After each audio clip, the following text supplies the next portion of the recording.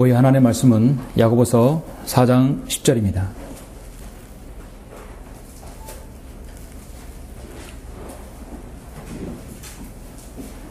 야고보서 4장 10절입니다.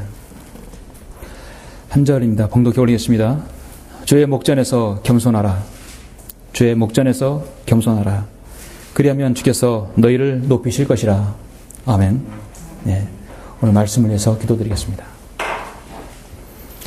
존귀하시고 위대하신 아버지 하나님, 감사와 찬양을 돌려드립니다. 예수 그리스도의 피로 구속받은 성도들 오후에 다시 모였습니다. 저희들은 이 시간 하나님의 말씀을 듣는 시간입니다.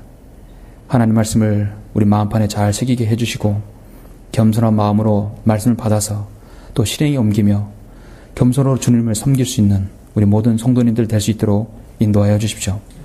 마귀는 끊임없이 우리의 생각과 마음과 자존감 모든 것을 건드려서 어떻게든 하나님의 말씀을 거역하고 또 반항하며 또 겸손하지 못하게 하는 그런 많은 것들을 조장하고 있습니다. 우리가 이런 모든 것들에 우리 자신이 철저히 방어하지 못하면 또 마귀에게 쓰러지게 됩니다. 여기 있는 모인 성도들, 머리 숙인 성도들 하나님께서 관여하시고 지켜주셔서 정말 겸손한 가운데 주님을 늘 섬길 수 있도록 인도하여 주십시오. 그것만이 최상의 방어인 줄 압니다. 아버지 하나님, 이 설교에 기름 부어주셔서 다시 한번 우리가 영적인 분별력과 또 겸손함으로 주님을 섬기는 귀한 계기가 될 수 있도록 인도하여 주시길 원합니다. 우리의 영원한 사랑 주 예수 그리스도 이름으로 기도드렸습니다. 아멘. 이 오후의 말씀 제목은 주의 목전에서 겸손하라. 주의 목전에서 겸손하라는 제목으로 설교하고자 합니다. 사람이 살아가면서 가정이나 어떤 공동체나 또는 주변의 사람들과 겪는 불편한 관계, 또 알력들, 싸움들은 때론 자신의 이치를 지키지 못하고 자신의 이치를 분별하지 못하는 가운데, 겸손하지 못한 가운데서 생기는 일이 많이 있습니다. 자신의 이치를 알게 되면 겸손하게 됩니다. 겸손이란 말은 무슨 뜻이냐면 낮은 마음의 태도라는 뜻입니다. 낮아지는 것이 겸손이 아니라 낮은 마음의 태도가 바로 겸손입니다. 좀 쉽게 설명드리면 자기를 낮추는 것이 아니라 낮은 마음의 태도를 가지는 낮은 마음의 태도를 가져 자기를 직시하는 것이다. 그죠? 겸손한 것은 낮아지는 게 겸손한 게 아니라 내가 낮아진 마음을 가지는 것이에요. 오늘날 현대인들은 하나님을 알지 못한 채 갖가지 교만에 사로잡혀 있습니다. 이 시대에 지옥을 보내는 강력한 마귀의 도구가 교만입니다. 무지입니다. 그리고 무관심이죠. 돈이면 돈으로 사람들은 교만해집니다. 지식이면 지식으로 교만해집니다. 서울의 많은 유수한 대학가에서 복음을 전해 보신 적이 있으십니까? 얼마나 많은 사람들이 지식으로 가득 차 있습니까? 그 지식으로 망하는 사람들이에요. 강남에 돈 많은 부자들 얼마나 많은 돈으로 망하고 있습니까? 이 세상은 무엇이든 자기가 가진 것들, 그 가진 것으로 인하여 망하는 것이에요. 그것 때문에 구원받지 못하게 하는 것입니다. 오늘날 현대인들의 교만은 크게 네 가지로 정의할 수 있는데, 첫째는 지식의 교만입니다. 말씀드렸듯이 지식이 우상이 되어버렸어요. 과거에는 지하철 타면은 책을 많이 보게 됩니다. 근데 책 보는 거 좋죠. 근데 요즘은 책 보는 사람이 지하철에서 한두 명밖에 볼 수 없어요. 다 스마트폰으로, 다 책을 스마트폰을 통해서 다 모든 정보를 얻고 다 손짓만 하는 것이에요. 거기를 통해서 지식을 얻게 되는 거예요. 스마트폰이 오늘의 그들의 우상이 되어버렸습니다. 두 번째 교만은 권력의 교만입니다. 권력이면 모든 것이 다 된 줄 아는 사람들, 특히 여의도에 있는 사람들, 권력을 믿으면 권불 10년이라 했어요. 권력은 10년을 못 간다는 것입니다. 세 번째는 도덕적 교만입니다. 자신은 늘 깨끗하게 사는다고 하는 사람들입니다. 자신이 말하는 것, 자신이 행동하는 것이 정의고 진리라고 생각하는 사람들, 종교가 필요 없다는 사람들, 자신이 도덕적 교만으로 지옥에 가는 것이죠. 가장 큰 교만은 무엇입니까? 바로 종교적 교만입니다. 자신이 하나님을 가장 잘 섬긴다는 생각, 바른 말씀인 한글 김정성도 아니고 개혁성경, 변개된 성경, 개혁개정반으로 주님을 잘 섬기겠다는 사람들, 그것이 또 가능하다는 사람들, 무지의 극치이죠. 그리고 자신이 섬기는 교회 모든 목회 방향들이 옳다고 생각하는 것들, 정말 스스로 그걸 정당화시키는 것, 하나님 앞에 가장 큰 교만입니다. 마귀가 가장 유용하게 쓰는 도구가 바로 무엇입니까? 종교적 교만이에요.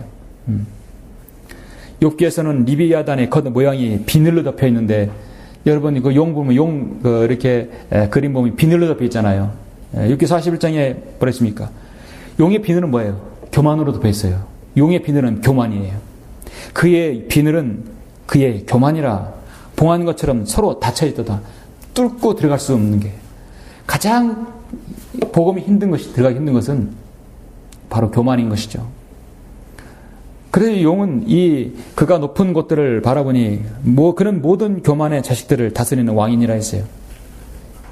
정말 성경은 정확하죠. 그의 비늘이 교만이라는 것입니다. 그렇다면 여러분, 교만을 멀리하려면, 이 세상에 있는 4가지 교만을 멀리하려면 어떻게 해야 할까요? 무엇으로 어떻게 겸손해져야 될까요? 하나님의 말씀이 없이는 절대로 겸손해질 수 없습니다. 하나님부터 은혜를 받아야 합니다.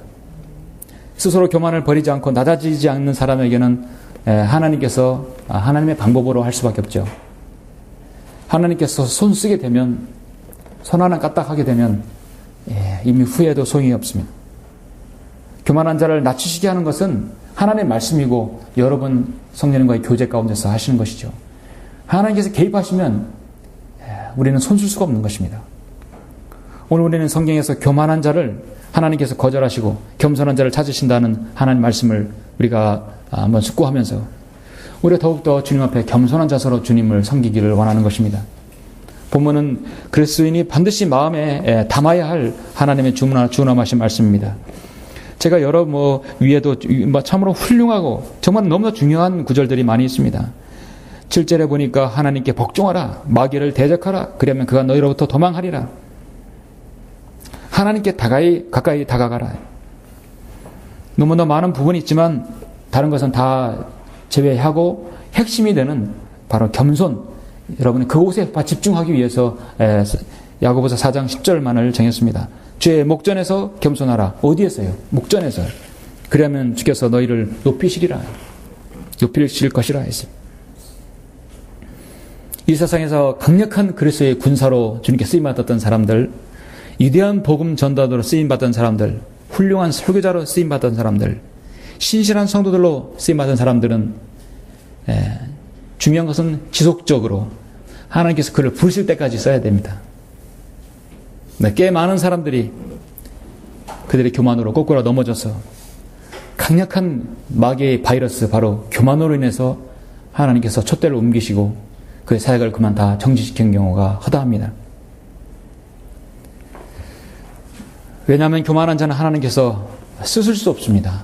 왜냐하면 그는 하나님을 두려워하지 않기 때문입니다. 하나님을 두려워할 줄 모르는 사람은 악을 미워할 줄 몰라요. 패업을 하게 됩니다. 주를 두려워하는 것은 악을 미워하는 것이라 했습니다. 나는 교만과 오만과 악한 행실, 완관입을 미워하느니라 주님께서 말씀하셨습니다. 교만은 다툼의 근원입니다. 패망의 지름길입니다. 마귀가 가장 쓰는 강력한 도구인 것입니다. 조금 전에 말씀드렸어요. 욥기 41장 34절에서 그는 모든 교만한 자식들을 다스리는 왕이니라 했어요. 이는 내가 내 마음속에 말하기를 내가 하늘에 올라가서 내가 내 보좌를 하나님의 별들보다 높일 것이요 내가 또한 북편에 있는 회중의 산 위에 앉으리라. 내가 구름들의 높은 곳들에 위로 올라가 내가 지극히 높은 같이 되리라 했어요. 바로 사탄이 그렇게 해서 타락이 된 것이죠. 하나님께서는 그러면 이 땅에 내려오실 때 어떻게 내려오시는가? 사탄은 위로 올라갈 때 교만으로 올라가는 거였네. 예수님께서는 이 땅에 내려오실 때 어떻게 나와요? 겸손의 문으로 내려오신 거예요. 가장 지극히 작은 베들레헴 한 여관의 말구육관에서 오시지 않았습니까? 우리는 아무리 태어나서도 그래도 여러분 시골 안방이라도 태어났었잖아요. 그렇죠? 병원에서라도 안방에 태어났잖아요. 그리고 미역국도 어머니가 드셨고, 그렇죠? 우리 주님은 가장 낮은 겸손의 문으로 내려오신 거고, 사탄은 가장 교만한으로 하늘 올라간 것입니다. 이게 바로 주님과 사탄의 차이점이에요. 가장 천한 곳에서 2000년 전에 나를 위해서 오셨다는 것입니다. 오늘 오전에 전 설교한 대로 양들의 문이 바로 그것이 겸손과 희생의 문인 것입니다. 사탄은 교만의 문을 통해서 들어오는 것입니다. 우리 그리스도인의 참 겸손은 무엇인가? 여러분 스스로 생각하시면 나는 교만하다 생각하십니까? 나는 겸손하다 생각하십니까? 어떻게 말해야 할지 모르겠습니까? 그리스도인의 참 겸손은요, 나는 교만합니다. 나는 교만한 사람입니다. 그걸 고백하는 것이에요. 그리스도인의 교만은 뭐냐면, 주님, 제가 겸손하게 주님을 섬길 수 있도록 인도하심을 감사합니다. 그거야말로 교만인 것입니다. 우리는 엉터러든 늘 항상 나 자신의 교만함을 주님께 자백하고 늘 겸손한 자세로 낮아져야 할 것입니다. 내가 겸손하다 하면 이미 그 사람은 교만해진 것이에요. 최고의 교만은 나는 교만하지 않다고 생각하는 것입니다. 우물 안에는 개구리하고 백두산 계곡에 이 계곡을 산을 호령하는 호령이하고 누가 더 교만할까라고 생각하십니까? 우물 안에 개구리가 더 교만해요. 호랑이는 넓은 세상을 그런 이리저리 모든 계곡을 넘나들면서 이 세상은 정말 나보다 크고 무서운 것이 많이 있구나. 늘 몸을 잘 사리면서 사냥하더라도 늘 정말 겸손히 사랑합니다. 한 방에 가는 것이죠. 절대 서두르지 않습니다. 그러나 우물안 개구리는 천하에 자기가 제일이라는 것을 확신을 가지고 있기 때문에 교만의 극치를 달리게 됩니다. 우화에도 나오잖아요. 어떤 개구리가 황소와 자기 개 크기를 비교하기 위해서 그 배에 바람을 잔뜩 집어넣었다 결국은 배가 터져서 죽게 되는 그 교만의 개구리를 여러분 아시죠? 하나님께서는 자신의 백성 이스라엘 백성을 선택하신 이유가 무엇입니까? 이 세상에서 가장 보잘것없고 낮고 낮은 천한 민족이기 때문에 하나님께서 거둬서 택한 민족으로 하늘의 별과 같이 바다의 모래같이 땅의 티끌같이 번성해 준다고 하셨거든요. 그런데 이들은 하나님께 선택받은 사람이라 해서 we are chosen. 우리는 선택받은 사람이다. 호주의 정기도 목사님, 목회자가 이렇게 일하러 갔을 때 유대인 만나면 we are chosen이래요. 예수 그리스도 복음자라면 그의 답변은 우리는 선택받은 사람이라는 거예요. 나도 조선 사람이라고. I am 조선.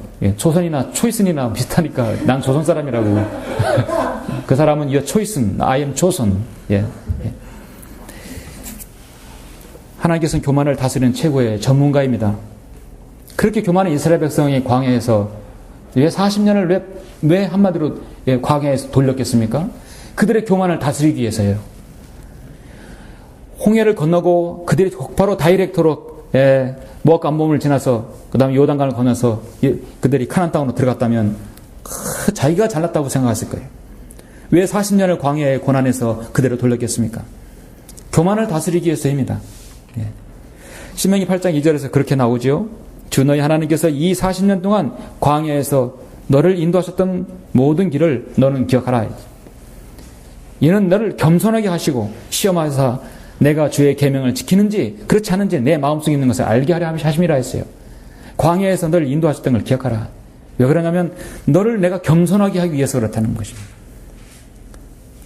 그래서 우리는 우리 닥치는 어려움들, 기도 제목이 날로 늘어나고 우리가 어려움이 있다면 더 겸손한 자세로 주님을 섬겨야 될 것입니다. 그렇게 해서 기도해야 할 것이에요. 왜냐하면 겸손한 사람에게 은혜를 주신다고 했어요. 은혜는 무엇입니까? 값없이 주는 것이에요. 주께서는 너를 겸손하게 하시고 너를 배고프게 하셨으며 너도 모르고 내 조상도 모르는 만나로 너를 먹이셨으니 이는 사람이 빵으로만 사는 것이 아니요 주의 입에서 나오는 모든 말씀으로 사는 것을 너로 알게 하려 하심이라. 빵으로 먹고 사는 게 아니다는 것이죠. 하나님의 말씀으로 먹고 살아야 된다고 하나님께서 그렇게 신명기 8장에서 다루셨습니다. 오늘 하나님 말씀은 주의 목전에서 겸손하라. 그러면 주께서 너희를 높이실 것이라 했습니다. 높이기 전에 우리는 겸손해야 됩니다. 저는 오늘 이 한 절을 가지고 우리 그리스도인이 겸손한 성도는 어떤 성도인가를 세 가지를 들어서 여러분에게 말씀을 드리고자 합니다. 주의 목전에서 겸손하라. 겸손한 사람은 첫 번째 하나님의 말씀 앞에 겸손합니다. 왜냐하면 때가 되면 깨닫게 해주시길 것이기 때문입니다. 여러분은 하나님 말씀 하셨을 때 어떤 기도를 하십니까? 주님 제가 이 말씀을 많이 알게 해주십시오. 기도합니까? 가장 최상의 기도는 내가 이 말씀을 내 마음판에 새겨서 겸손한 자세로 받아들이기 원합니다. 아멘. 예, 내가 받아들이기 원합니다. 주님 말씀하십시오. 주의 종이 듣나이다. 주의 말씀하소서 주의 종이 듣나이다. 바로 저 자세일 것입니다. 하나님께서 사무엘 제사장에게 말씀 어릴 때 제사장이 말씀한 것이요. 그러므로 엘리가 사무엘에게 말하기를 가서 누우라. 만일 그가 너를 부르시거든 너는 말하기를 주여 말씀하소서 주의 종이 듣나이다. 말씀하십시오. 듣습니다. 하나님께서 시내산에서 모세에게 십계명을 주시고 시내산 내려왔을 때 백성들이 모세에게 하는 말이 무엇입니까? 일단 참 겸손한 자세였죠. 모세에게 말하기를 당신이 우리에게 말씀하소서 우리가 들으리니 하나님께서 우리에게 말씀하시지 않게 하여 우리로 죽지 않게 하소서. 복종하겠다는 것입니다. 모세가 백성에게 말하기를 두려워 말라. 하나님께서 내려오심은 너희를 시험하시고 그를 두려워함이 너희 얼굴에 옆에 있게 하여 너희로 죄를 짓지 않게 하려 함이니라 말씀하고 있습니다. 백성은 멀리 떨어져 서 있고 모세는 하나님이 계신 짙은 흑암 속에서 가까이 다가가서더라. 우리가 들으려니 당신이 우리에게 말씀하소서. 듣겠다는 자세이죠. 자, 잠시 여러분 다니엘 9장을 한번 보시겠습니다. 여러분 다니엘은 사도 요한과 함께 앞으로 되어질 일들을 정확하게 제시하고 있죠. 다니엘을 여는 열쇠는 요한계시록이죠. 성경을 여는 열쇠는 요한계시록입니다. 다니엘에게 봉해졌던 모든 것은 요한에게 다 계시되었어요. 다니엘 하나님께 기도하고 계시를 받을 때 다니엘의 마음의 자세, 그가 어떤 마음의 자세를 가지고 있는 것인가, 이게 바로 우리 그리스도인이 하나님 말씀 앞에 서는 자세가 되어야 할 것입니다. 가장 중요한 것은 겸손은요, 어떤 다른 사람에 대한 겸손이 대화에서가 아니라 먼저 겸손은 하나님의 말씀 앞에 겸손이 있어야 합니다. 내가 9장 20절 내가 말하고 기도하고 나의 죄와 내 백성 이스라엘의 죄를 자백하며 내 하나님의 거룩한 산을 위하여 주 나의 하나님 앞에 내 간구를 드리고 있을 때 나의 죄와 내 백성 이스라엘의 죄를 자백하였다고 말씀하고 있어요. 내 간구를 드리고 있을 때, 곧 내가 기도로 말하고 있을 때 내가 처음에 환상에서 보았던 그 사람 가브리엘이 빨리 날아와서 저녁 예물을 드릴 즈음에 나에게 이르니라. 그가 내게 알려주며 나와 함께 말하였는데 말하기를 오 다니엘아 내가 이제 내게 지혜와 명철을 주려고 나왔느니라. 내가 간구하기 시작할 때 명령에 나왔기에 내가 내게 알려주려고 왔느니라. 이는 내가 그의 사랑을 받음이니 그러므로 그 일을 깨닫고 그 환상을 숙고할지니라. 여러분 하나님께서 계시를 주고요. 계시를 주고 그 다음에 앞으로 되어질 일을 누구에게 주냐면은 하나님께서 사랑하는 사람에게 준다 이거죠. 사랑하는 사람을. 그럼 사랑을 하는 사람은 사랑받는 것이죠. 예수님의 12제자 중에 베드로, 야고보, 요한 세 사랑 가장 하나님의 사랑하는 제자예요. 이너서클이. 그중 베드로, 요한, 야고보 중에 가장 더 사랑하는 제자. 주의 만찬 때 주님의 가슴에 품에 기대어서 주님의 그 사랑의 심장 고동 소리를 들었던 제자가 누구입니까? 요한이죠. 가장 사랑하신 제자. 그게 수식어예요. 가장 사랑하신 제자. 주님을 가장 사랑했다는 얘기는 가장 진리에 가깝고 가장 불의를 못 참는 사람입니다. 베드로보다 더 그랬던 사람이에요. 하늘에서 천 번개가 내려와 저들을 멸하게 해달라고 하는 것이에요. 요한은 그만큼 주님을 사랑했습니다. 그렇기 때문에 계시록을 주셨고 다니엘이 얼마나 주님을 사랑을 받았냐면 그래서 사랑받았다고 하는 유일한 표현이에요. 그렇기 때문에 다니엘에게 이 향상된 계시와 지혜와 명철을 주셨다는 것입니다. 2, 3절에 보니까 내가 간구하기 시작할 때 명령이 나왔기에 내가 내게 알려주려고 왔느니라. 이는 내가 크게 사랑을 받음이니 사랑을 받으면 되는 것입니다. 누가 하나님께 사랑을 받습니까? 하나님 앞에 겸손한 자입니다. 하나님 앞에 말씀에 부복하는 자입니다. 그리스도인은 무엇보다도 가장 겸손해야 할 때가 하나님의 말씀 앞에 섰을 때, 말씀을 공부할 때, 말씀을 묵상할 때, 말씀 앞에 여러분 할 때, 읽을 때나, 또 말씀을 여러분을 들을 때나, 가장 큰 교만이 뭐냐면 하나님의 말씀을 들을 때 저거 내가 알아. 저번 내 말씀 내가 아는 거야. 내가 어제 읽은 거고, 내가 공부한 거고, 그건 여러분 지식적으로 아는 거예요. 근데 그 말씀이 여러분 가슴까지 와야 돼요. 가슴까지 와서 그 손과 발에 입에까지 전달이 돼야 되는 것이, 그게 바로 여러분의 하나님의 말씀을 사랑하는 것입니다. 여러분 하나님의 말씀을 지식적으로 안다고 해서 절대 안다는 것이라고 하시지 말아야 됩니다. 하나님의 말씀은 지식으로 알고 마음에 내려와야 돼요. 마음에 내려와서 손과 발로 연결이 돼야 되는 것입니다. 세상에서 가장 멀은 게 머리에서 마음까지, 마음에서 바로 손과 발까지가 가장 먼 것입니다. 이미 내가 저거 말씀만 알아, 그러니까 그냥 들을 거야. 이미 그 사람은 말씀 앞에 교만의 시작인 것입니다. 지혜와 명철을 받는 자는 겸손한 자에게서 모든 공통점이 뭐냐, 하나님 말씀 사랑하고 그 말씀 앞에 겸손하게 내가 듣겠습니다. 그거 어제 실행했더라도 앞으로 또 실행하겠습니다 라는 자세입니다. 다니엘의 그런 사랑받는 자예요. 주의 제자 가운데 한 사람, 예수께서 사랑하시던 자가 예수의 품에 기대어 있더라. 바로 이 사도 요한에게, 그런 사도 요한의 사랑하신 제자에게 요한계시로 허락하셨고, 예, 여기 다니엘에게 그렇게 허락하셨죠.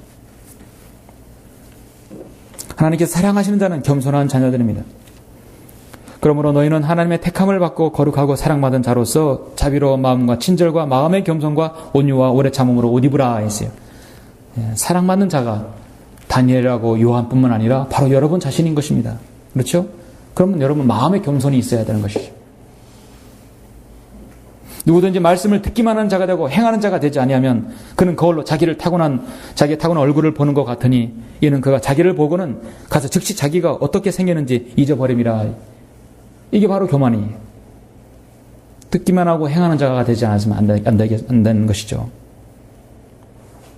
하나님의 말씀을 다루는 설교자, 말해도 소용이, 당연한 것이죠. 이 요한을 막론하고 재론의 여지가 없는 것입니다. 하나님의 말씀을 다루고 있는 교사, 하나님의 말씀을 전파하는 복음 전도자, 구령자, 거리 설교자들은 정말 하나님의 말씀 앞에 겸손해야 합니다. 그래서 하나님께서 힘과 용기를 주시고 지혜를 주시고 명철을 주십니다. 무엇보다도 하나님 말씀에 조명을 주시는 것이죠. 조명 주지 않으면 절대로 그럴 수 없고 설교를 어떻게 하고 또 하나님 말씀은 어떻게 무엇을 가르치겠습니까? 교만한 사람이 하나님께 성령님께서 섣들을 내려버리시는데요. 교만한 멸망의 앞에 있으며 거만한 영은 몰락 앞에 있느니라고 말씀하고 있습니다. 미국의 한 설교자는 교만이 앞서면 멸망이 뒤에 진을 친다고 말하고 있습니다. 영국의 청교도 설교자 존 버년 아시죠? 존 버년은 겸손한 자는 언제나 하나님을 안내자로 모신다 했어요. 겸손한 사람은 언제나 하나님을 따라 동행하고 하나님 말씀에 순종합니다. 시편 119편 69절에서 보면은 교만한 자가 나를 대적하여 거짓말을 날조하였으나 나는 전심으로 주의 법규들을 지키리다. 교만한 자들로 수치를 당하게 하소서. 그들은 이유 없이 나를 부당하게 취급하였나이다. 그러나 나는 주의 법규를 묵상하리이다. 시편 119편은 말씀에 대해서 주의 법도 하나님 말씀에 대해서죠. 핵심은 하나님 말씀에 겸손하는 것입니다. 여러분은 주님 앞에 말씀에 섰을 때 하나님께서는 러커 목사는 늘 그렇게 기도하잖아요. 주님은 단 5초 이내에 5분 이내에 내가 가진 모든 지식들을 주님은 앗아갈 수 있으며 하나님께서 나에게 무엇이라 말씀하시느냐 내가 겸손한 자세로 듣겠나이다. 늘 그런 자세로 공부하고 글을 쓰고 했던 것이죠. 그렇게 세계 최고의 김정일 성경의 권위자이며 석학인 그도 그렇게 기도하는데 우리는 얼마나 더 겸손해야 되겠습니까? 죄의 목전에 겸손하라. 겸손한 사람은, 겸손한 성도는 어떤 성도입니까? 두 번째는 섬김에 있어서 겸손해야 한다는 것입니다. 섬김에 있어서 겸손하는 것입니다. 잠깐 여러분 빌립보서 2장 1절로 4절 가지고 보시겠습니다. 빌립보서 2장 1절로 4절입니다.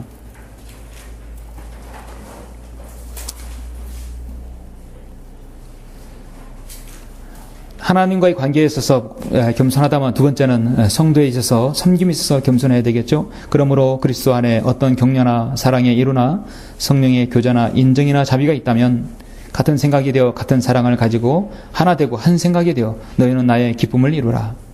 어떤 일도 다툼이나 허영을 따라서 하지 말고 오직 생각의 겸손함으로 남을 자신들보다 존중하고 각자 자기 일만 돌보지 말고 남의 일도 돌아보라. 겸손한 것은 생각의 겸손함. 나는 겸손해.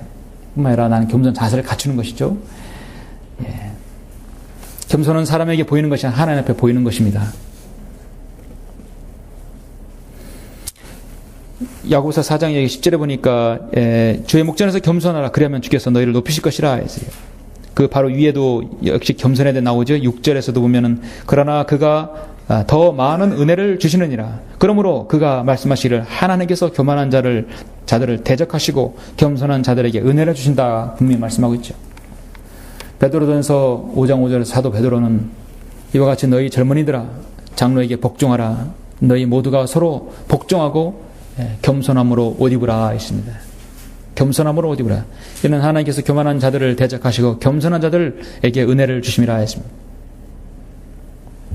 자매님만 겸손함으로 옷 입으라는 것이 아니라 우리 모든 성도들이 다 겸손함으로 옷 입어야 되는 것입니다. 여러분 각자 다른 옷을 입었지만 여러분 안에 겉에는 겸손함으로 먼저 옷을 입어야 되겠죠? 예. 맛있는 음식을 차리고 준비하는 자매님들은 앞치마가 바로 뭘 더럽게 해서 여러분 커버하는 앞치마는 겸손의 앞치마입니다.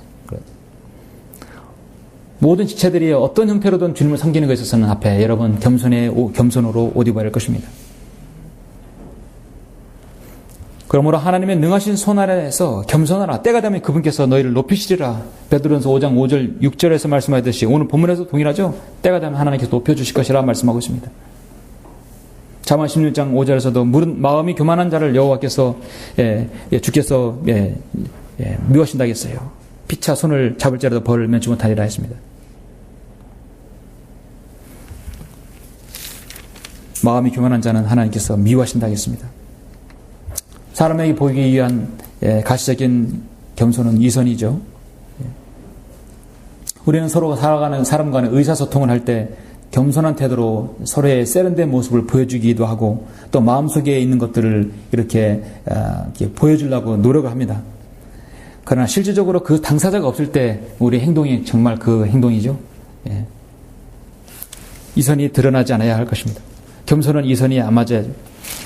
우리 주님께서 누가복음 14장에 봅니까? 여러분이 만약에 어떤 곳에 갔을 때 여러분의 자세를 말씀하고 있죠. 주께서 초대받은 사람이 가장 좋은 자리만 택하는 것을 보시고 그들에게 비유로 말씀하시기를 혼인잔치에 초대를 받았을 때 가장 높은 자리에 앉지 말라 했습니다. 주인이 너보다 더 귀한 사람을 초대하실 줄 모르느니라. 여러분 꼭 어디 잔치 자리뿐만 아니라 어떤 자리도 우리 그리스도인은 마찬가지입니다. 누가복음 14장 8절에서 혼인잔치에 초대를 받았을 때 가장 높은 자리에 앉지 말라. 주인이 너보다 더 귀한 사람을 초대했을지도 모르니라. 너와 그 사람을 초대한 주인이 와서 내게 말하기를 이 사람에게 자리를 내주라고 하리니 그러면 너는 가장 낮은 자리를 차지하게 되는 무한함을 당하리라. 그러나 내가 초대를 받으면 가장 낮은 자리에 앉으라. 그러면 너를 초대한 사람이 와서 내게 말하기를 친구여 더 높은 자리에 앉으라고 하리니 그때 너와 함께 앉아 식사하는 사람들의 면전에서 내가 존경을 받으리라 하니 누구든지 자신을 높이는 자는 낮아질 것이요 자신을 낮추는 자는 높아지리라 말씀하고 있습니다. 그런데 오늘날 바리새인 그 당시에 바리새인들은 어떻습니까? 잔치에서는 최상의 자리를, 회당에서는 가장 좋은 좌석을 좋아하며 또 시장에서 인사받는 것과 사람들에게 랍비어 하는 불리는 것을 좋아하느니라. 그러나 너희는 랍비라 불림을 받지 말라. 이는 너희 선생은 한 분 곧 그리스도요 너희는 모두 형제이기 때문이라. 당시에 종교 지도자들에게 그렇게 말하고 있습니다. 우리는 서로를 겸손하게 섬겨야 되겠죠. 다른 지체가 잘못을 했을 때, 교리적으로나 문제 있을 때, 여러분 우리가 그 성도를 체적으로 세워주고 또 바르게 이끌어야 하는 방법은 무엇입니까? 그 성도가 자신이 잘못된 것을 인도할 때 하나님의 말씀을 통해서 제시하게 하는데 여러분 다른 사람 성도를 판단해서 정죄하는 거하고 세워주는 거하고는 다른 것입니다.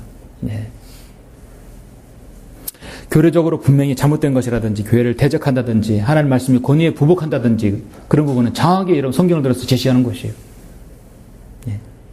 그건 그리스도인으로서 제시할 수 있는 것이고 두세 사람에서 안 되면 목회자에게 와서 상담해서 다시 제시하는 것입니다. 그래도 안 되면 교회에서 내쫓아버려야겠죠. 안 되는 것이죠.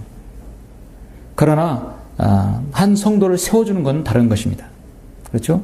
그래서 정죄하는 것과 세워주는 것은, 심판하는 것은 다른 것입니다.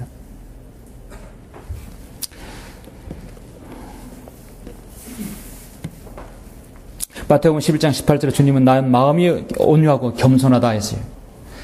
우리 주님은 충분히 우리에게 다스리시고 권세 있으시고 왕의 왕이신 분이신데 자신은 이 땅에 오셔서 주님은 겸손하다 했습니다. 나 마음이 온유하고 나의 힘을 메고 나에게서 배우라고 하지 않았고 나는 겸손하다 했어요. 겸손하다. 겸손하다는 얘기는 다른 지체를 세워줄 수 있다는 것입니다.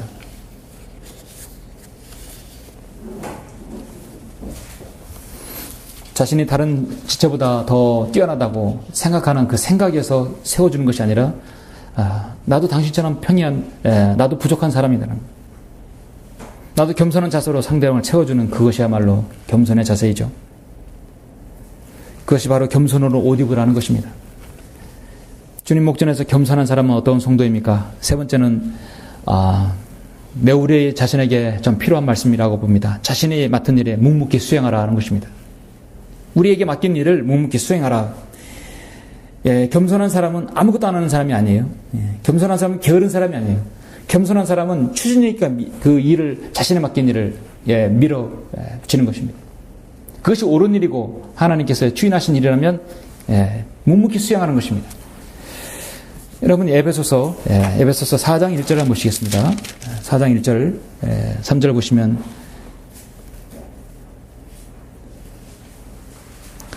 에베소 4장 1절 3절 보시면 그러므로 주의 제수된 내가 너희에게 권고하노니 너희가 부르심을 받은 그 부르심에 합당하게 행하되. 여러분이 지역교회에서 어떤 형태로든 성별하시고 부르심 받았다면 합당하게 해야 합니다. 모든 겸손과 온유와 오래 참음과 사랑 가운데에서 서로 용납하고 화평이 띠안에서 성령의 하나됨을 지키도록 열심히 노력하라. 열심히 노력하라. 하나님께서 우리 자신을 쓰는 것은 하나님께서 우리를 도구로 쓰시기 위함입니다. 우리의 잘난 것, 우리의 자랑거리, 나의 어떤 다른 사람들보다 어드밴티지가 있어서 하나님께서 우리를 쓰시는 것이 아니라 내가 겸손하기 때문에 쓰는 거예요. 겸손하기 때문에 쓰는 것입니다. 저는 거래소에게 단상에 올라가기 전에 늘 잠깐이라도 기도하고 올라갑니다. 항상 기도하는 건 뭐냐면 주님, 제가 이 시간 주님의 도구로 써주게 해주십시오. 주님의 도구로. 나는 하나님을 위한 연사이다. 나 자신을 위한 연사가 아니라 저를 뽑아주시면 저 당에 있는 저 사람보다는 내가 낫습니다. 나를 뽑아주셔야 이 지역사회가 발전합니다. 다 그렇게 선교에서 하잖아요. 저는 부족한 사람입니다. 저 같은 사람 뽑아주시면. 그런 사람은 어디 있어요? 제가 훨씬 잘났습니다. 제가 학력도 좋고 제가 경력도 많고 저를 뽑아주셔야 이 지역사회가 발전합니다. 선거 후보 중에 겸손한 사람 봤습니까? 서로 사랑을 비방해가지고 자기가 올라가려고 하는 거죠. 겸손한 후보자를 보신 적이 있냐고요. 근데 우리는 강단에 딱 연단에 설 때는, 여러분이 거리 설교할 때는 나는 하나님을 위한 연사예요. 나는 주님에게 도구일 뿐이에요. 겸손하게 하나님께서 도구를 써주시라는 것입니다. 이 시간 하나님의 도구로 저를 써주십시오. 하나님께서 저를 겸손하게 해주시고 제가 겸손한 마음으로 하나님 말씀을 강하게 사자처럼 담대하게 선포하기 원합니다. 겸손하는 것은 게으른 것이 아니고, 겸손하는 건 가만히 있는 것도 아니고, 겸손하는 건 최선을 다해 정진하는 거예요. 진정한 겸손한 이사야 선지자가 이사야 6장 8절에서 이사야를 부를 때는 내가 여기 있나이다. 나를 보내소서. 사도 바울은 고린도전서 15장 10절에서도 그런 하나님의 은혜로 지금의 내가 되었고 내게 주신 그분의 은혜가 헛되이지 아니하여 그들 모두보다 내가 더 많이 수고했으나 그것은 내가 아니요 나와 함께 하신 하나님의 은혜로다. 하나님의 은혜로 되었다는 것이. 고린도후서 12장 10절에서도 사도 바울은 그러므로 내가 그리스도를 인하여 약한 것들과 모욕과 궁핍과 박해와 공경을 기뻐하노니 이는 내가 약할 때 곧 내가 강하기 때문이라. 이런 역설적인 표현이죠. 예. 사도 바울이 자랑할 것은 자신이 약한 것밖에 없다는 것입니다. 그 약한 데서 능력이 나오고 약한 데서 하나님의 은혜가 나온다는 것입니다. 사도 바울은 자신이 무능하고 패기 없고 드러낼 것이 없는 그런 사람이 아니었어요. 최고의 학문을 배운 오늘날 스카이 나온 사람이에요.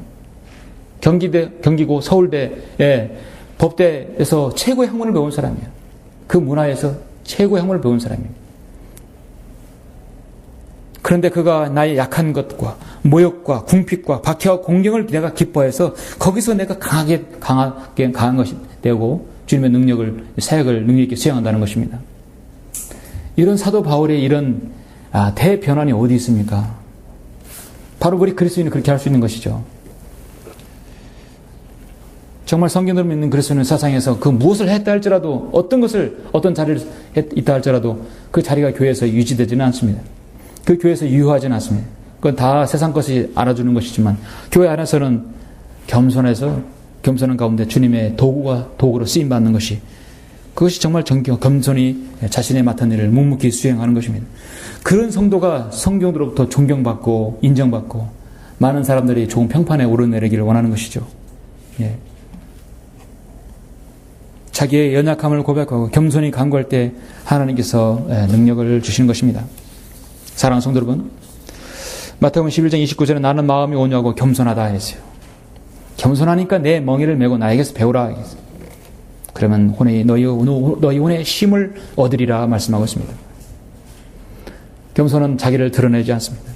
어떤 다툼과 갈등이 있어도 우리를 겸손하게 주님의 인도하심과 다스림을 믿고 기다릴 수 있는 미덕이 또한 필요합니다. 그래서 겸손은 또한 때로는 기다림이라고 할 수 있습니다. 때가 되면 하나님께서 선하게 인도해 주시고 오늘 본문 말씀처럼 뭐라 하겠습니까? 그리하면 주께서 너희를 높이실 것이라. 우리 그리스도인이 실수하고 교만하게 하는 것이 바로 조급함 때문에 그래서 급하고 실수하게 되는 것입니다. 저는 제가 일주일에 보통 3번 정도 이렇게 적어도 최소한 2번 정도 운동을 합니다. 탁구를 좋아해서 운동을 9기공무쯤에 탁구를 정말 좋아해요. 그 제가 하면서 많은 걸 배워요. 서두르면 서두를수록 진다 이거죠. 어깨에 힘이 들어가면 힘이 들어갈수록 지는 거예요.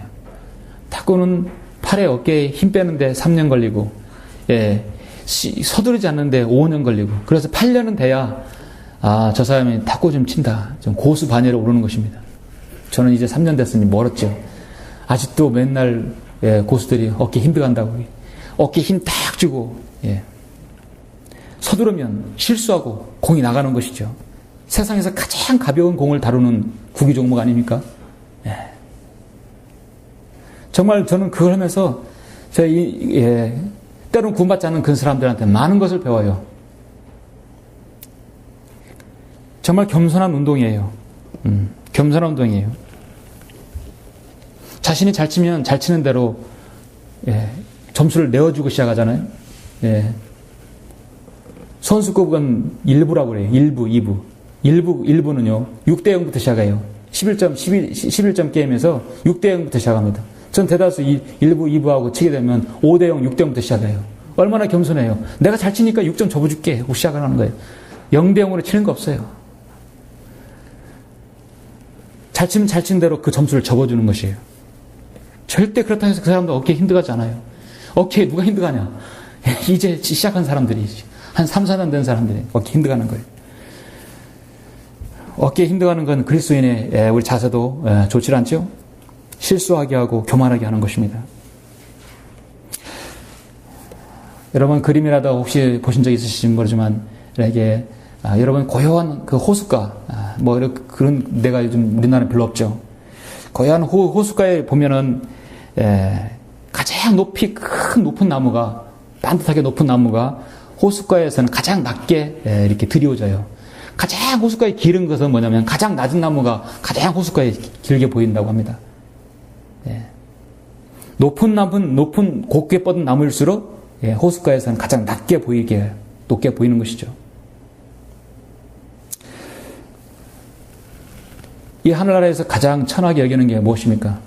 가장 천하게 여기는 것은 하늘나라 가면 바닥에 뭐예요? 황금길로 깔려 있는 것이에요. 금이에요. 이 세상에서 가장 가치 있고 최고의 현금 수단이 뭡니까? 금이잖아요. 하나님께서는 가장 천하게 여기시는 것이죠. 그 모든 것은 다 반대이죠. 세상에 천한 것은 세상에 천한 것이 여겨지는 것. 예수 그리스도의 복음, 주님의 보혈, 세상 사람을 얼마나 천하게 여기고 가치 없게 여깁니까? 그러나 하나님께서는 가장 귀한 것으로 보게 해주십니다. 이 세상에서 황금은 귀하지만 하나님 보시기에는 제 새 예루살렘은 12지인 주문으로 했겠습니다. 금은 쳐주지도 않아요. 예.